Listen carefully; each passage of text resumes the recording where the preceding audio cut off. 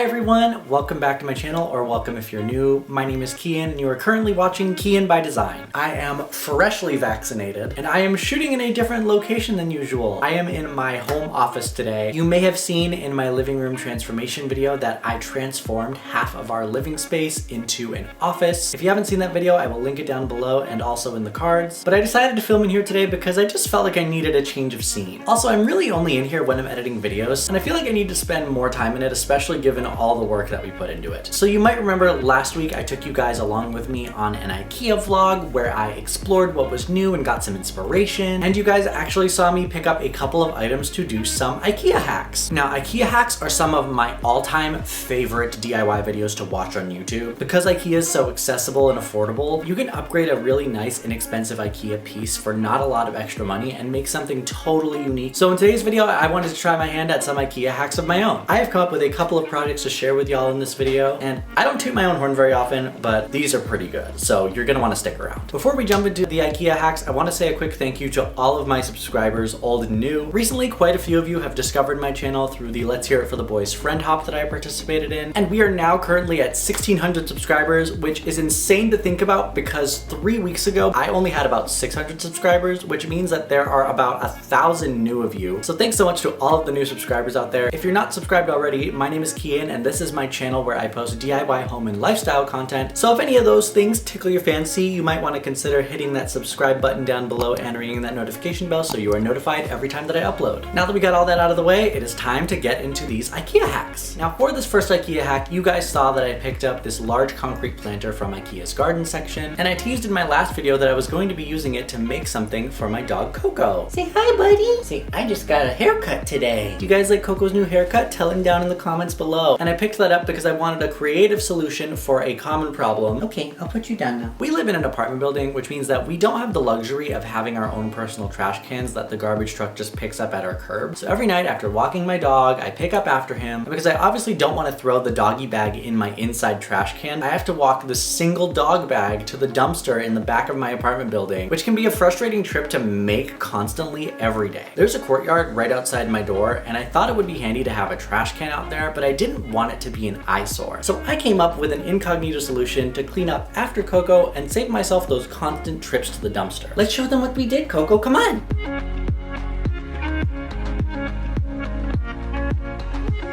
In addition to the concrete planter that I got at Ikea, the materials I'll be using for this hack are this greenery bundle that I thrifted, Spanish moss from Dollar Tree, and a corrugated yard sign you can find at most hardware stores. To start, I'm drilling some drainage holes in the bottom of my planter using a drill bit made to drill through stone just like this.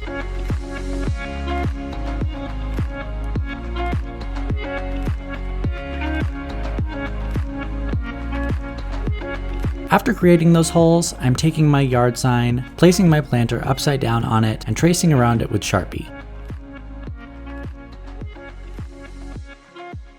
I can then take a box cutter and begin scoring the shape I just traced until it pops out.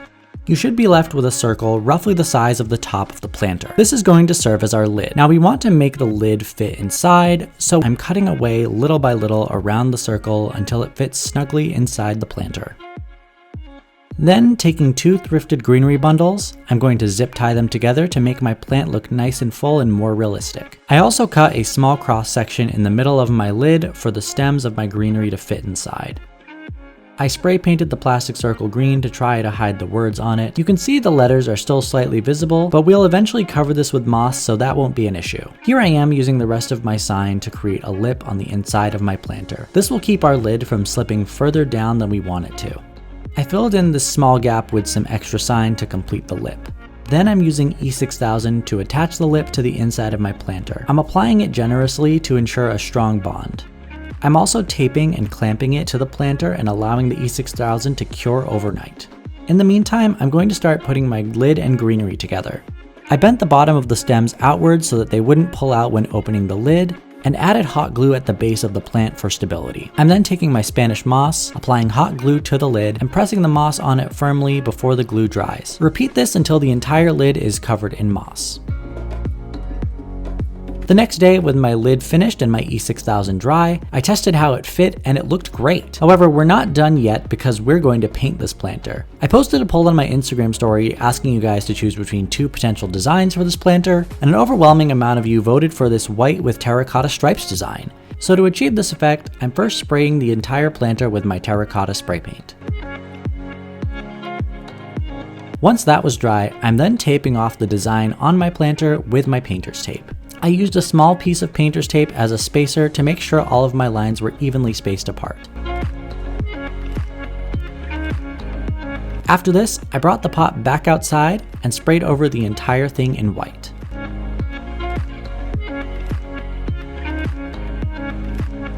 I allowed the white spray paint plenty of time to dry before peeling the tape off to reveal my design. The lines were so crisp, which was incredibly satisfying.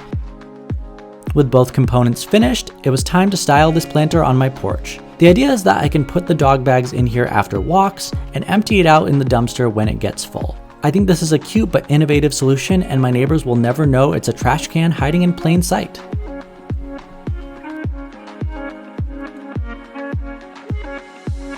If you enjoyed that first IKEA hack, give this video a thumbs up to let me know. But now, on to the next one. For this second hack, I picked up one of IKEA's blank Trampa doormats. These make an incredible blank canvas for designing your own welcome mat, and I've seen a ton of other DIYers do this. The design that I came up with actually has a bit of a story behind it, courtesy of my boyfriend Sam, who I actually made this welcome mat for. We all know the enter button on a keyboard and how it's shaped. Well, a fun little fact is Sam's grandfather actually invented the enter button. So he was on a committee that was designing what we now know as the modern QWERTY keyboard, and they needed an idea for the enter button, which we all know is the button that starts a new line while typing. His grandfather actually proposed the down and over design because at the time most people were accustomed to using typewriters, and the down and over shape actually mimicked the motion of starting a new line while typing. So I thought this would be a really unique idea with a special meaning, and here's how I did it.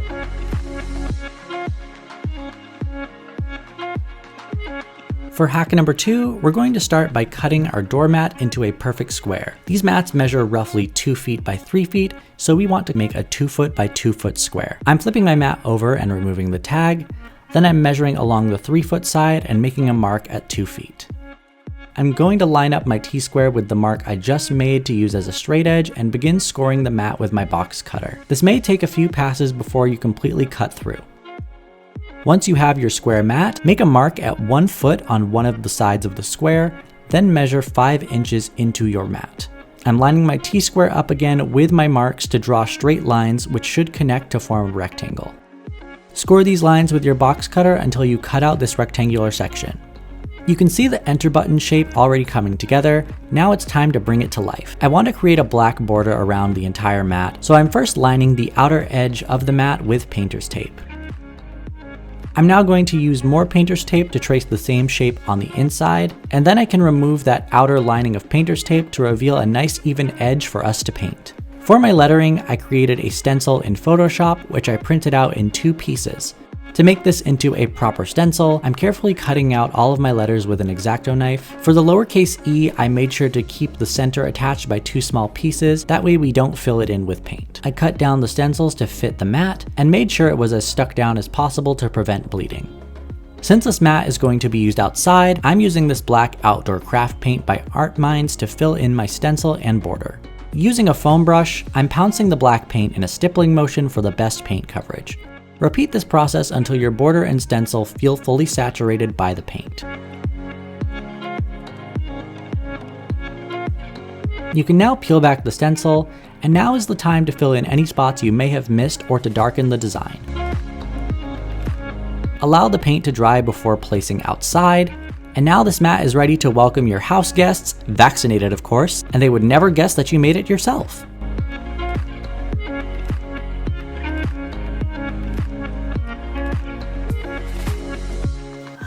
Wow, those IKEA hacks were really good, huh, Coco? Yay! Alright y'all, thank you so much for joining me on my very first IKEA hacks video. It was a lot of fun. If you guys want to see me do more IKEA hacks videos in the future, give this one a thumbs up to let me know. And if you're new here and have not subscribed yet, I hope that you will. All you gotta do is hit that red button down below and ring the notification bell, and you will be notified every time that I upload. You can also keep up with me on all of my social media. Those links can be found down in the description. But that about does it for today. This has been Kyian by Design, and I'll see you next time. Bye!